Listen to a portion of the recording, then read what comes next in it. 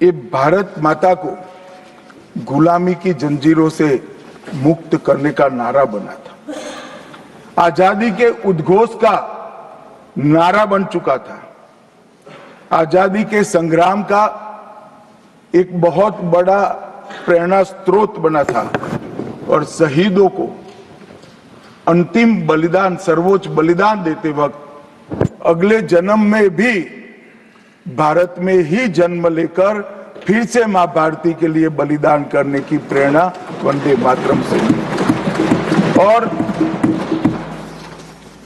ये चिर पुरातन राष्ट्र को अनेक सदियों तक अपनी संस्कृति के रास्ते पर आगे बढ़ाने की प्रेरणा भी कई सारे मनुष्यों को इस वंदे मातरम से मिली। वंदे मातरम की दोनों सदनों में इस चर्चा से, वंदे मातरम के महिमा मंडन से, वंदे मातरम के गौरव गान से हमारे बच्चे, किशोर, युवा और आने वाली कई पीढ़ियां वंदे मातरम के महत्व को भी समझेगी और उसको राष्ट्र के पुनर्निर्माण का एक प्रकार से आधार भी बनाएगी।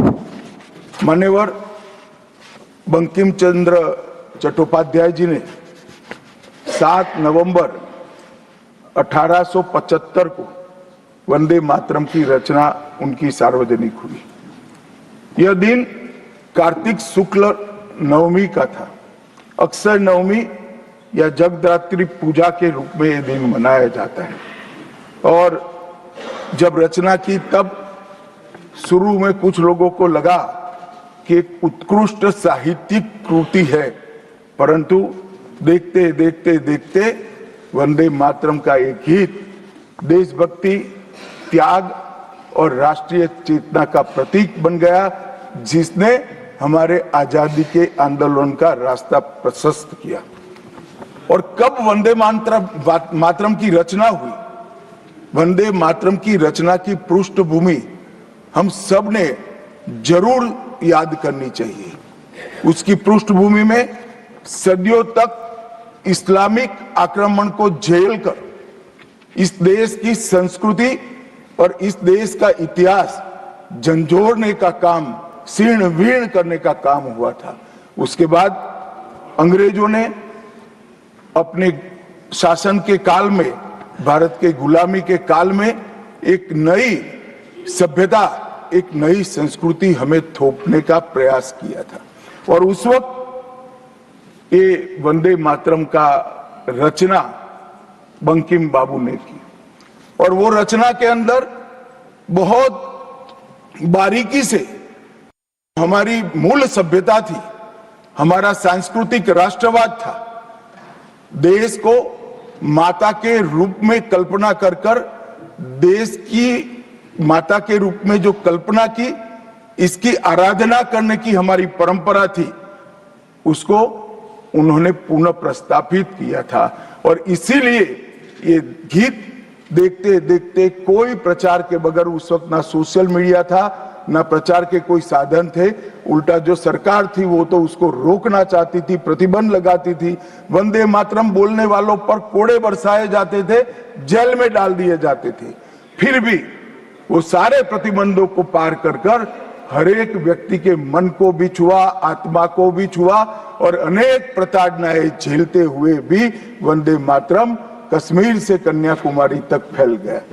मान्यवर, ये एक प्रकार से भारत के संस्कृति के प्रति श्रद्धा रखने वाले सभी लोगों को पुनः जागरण का मंत्र बन गया। गुलामी के कालखंड में कई मंदिर, विश्वविद्यालय, कला केंद्र, हमारी कृषि व्यवस्था है, हमारी शिक्षा व्यवस्था, कई सारी लाइब्रेरी अस्त व्यस्त हो गई, तोड़ दी गई, शीर्ण वीर्ण कर दी गई। मगर हमारी संस्कृति, उसके भाव को हमारे जनमानस से कोई नहीं मिला। मगर एक जरूरत थी वो भाव को जागरूक करने की और वो भाव को पुनः संगठित करने की। उसी वक्त बंकिम बाबू ने वंदे मातरम की रचना की और देखते देखते वंदे मातरम का नारा अक्रॉस द कंट्री, पूरे देश में ट्रैवल कर गया मान्यवर, और अंडमान निकोबार की जेलों तक पहुंच गया। उसको ना अंग्रेज रोक सके, ना अंग्रेजों की सभ्यता को स्वीकारने वाले लोग रोक सके। मान्यवर, वंदे मातरम ने एक ऐसे राष्ट्र को जागरूक किया जो अपनी दिव्य शक्ति को भुला चुका था। राष्ट्र की आत्मा को जागरूक करने का काम वंदे मातरम ने किया। ये इसीलिए महर्षि अरविंद ने कहा, वंदे मातरम भारत के पुनर्जन्म का मंत्र है। श्री अरविंद का ये वाक्य, इसका गर्भित अर्थ वो वंदे मातरम की महत्ता को बताता है। मान्यवर, अरविंद घोष ने यह भी कहा कि देश को एक ऐसे मंत्र की आवश्यकता थी और ईश्वर ने उसे साकार करने के लिए ही बंकिम बाबू को इस भूमि पर भेजा। श्री अरविंद का वंदे मातरम के लिए भाव बच्चे बच्चे के लिए एक प्रेरणा स्रोत बन गया और हमारे आजादी का नारा बन गया। मान्यवर, हमारे देश को जो लोग समझते हैं, लोग जो जानते हैं, वो सभी लोगों को मालूम है कि हमारा देश पूरी दुनिया में एक प्रकार से अनूठा देश है। दुनिया के कई देशों की रचना अधिनियमों से हुई, कहीं युद्धों के कारण हुई, कहीं युद्ध के बाद संधि के कारण हुई। भारत एकमात्र ऐसा देश है जिसकी सीमाएं कोई अधिनियम से तय नहीं की है। हमारे देश की सीमाएं हमारी संस्कृति ने तय की है और संस्कृति ने इस भारत को जोड़ कर रखा। और इसीलिए सांस्कृतिक राष्ट्रवाद का जो कंसेप्ट था, उस सांस्कृतिक राष्ट्रवाद के कंसेप्ट को, सांस्कृतिक राष्ट्रवाद के विचार को सबसे पहले आजाद गुलामी के कालखंड में जागरूक करने का काम बंकिम चंद्र चट्टोपाध्याय जी ने किया। हम पूरे देश को एक बार फिर से देखें तो हमें मालूम पड़ेगा कि हमारे देश को जोड़ने वाला मंत्र हमारी संस्कृति है। हमारे देश को जोड़ने वाली, एक रखने वाला मंत्र हमारी संस्कृति है। और इसी के कारण वंदे मातरम का जो उद्घोष हुआ, उसने सांस्कृतिक राष्ट्रवाद के सिद्धांत को पहली बार एस्टैब्लिश करने का काम किया। जब अंग्रेजों ने वंदे मातरम पर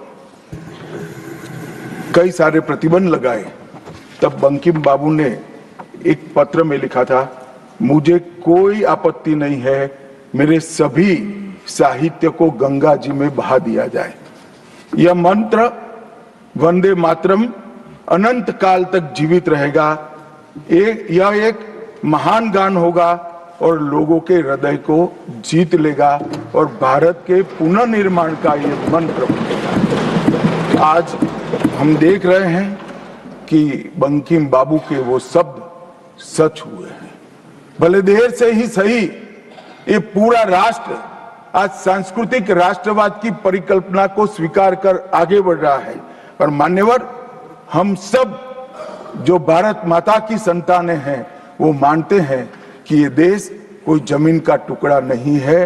वो उसको हम माँ के रूप में देखते हैं और उसका भक्ति गान भी करते हैं, और वो भक्ति गान की अभिव्यक्ति ही वंदे मातरम है। मान्यवर, आज मैं सदन में जब ये चर्चा हो रही है तब बताना चाहता हूं, वंदे मातरम की रचना में हमारे जीवन में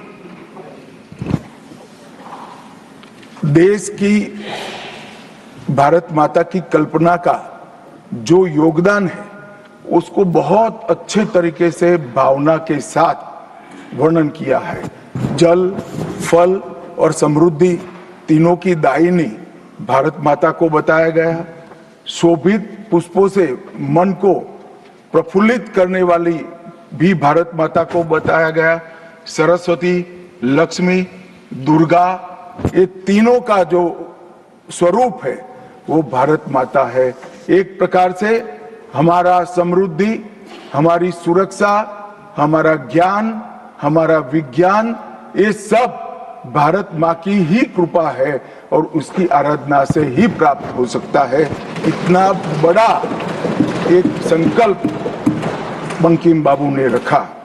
दुर्गा की वीरता, लक्ष्मी की संपन्नता और सरस्वती की मेघा, ये तीनों हमें भारत माँ की कृपा ही दे सकती है, यह मिट्टी ही दे सकती है। इसीलिए इसको बार बार प्रणाम करना चाहिए, माँ को प्रणाम करना चाहिए। मान्यवर, एक प्रकार से जिसकी उद्घोषणा 150 साल पहले बंकिम बाबू ने की, ये विचार तो बहुत चिर पुरातन है। रामायण के अंदर प्रभु श्री राम ने भी जब उनको सलाह दी गई कि इतनी वैभवशाली लंका है, आप लंका जीत ही लिए हो, तब अयोध्या जाकर क्या करना है, यहीं रह जाते हैं। तब उन्होंने कहा कि माता और मातृभूमि ईश्वर से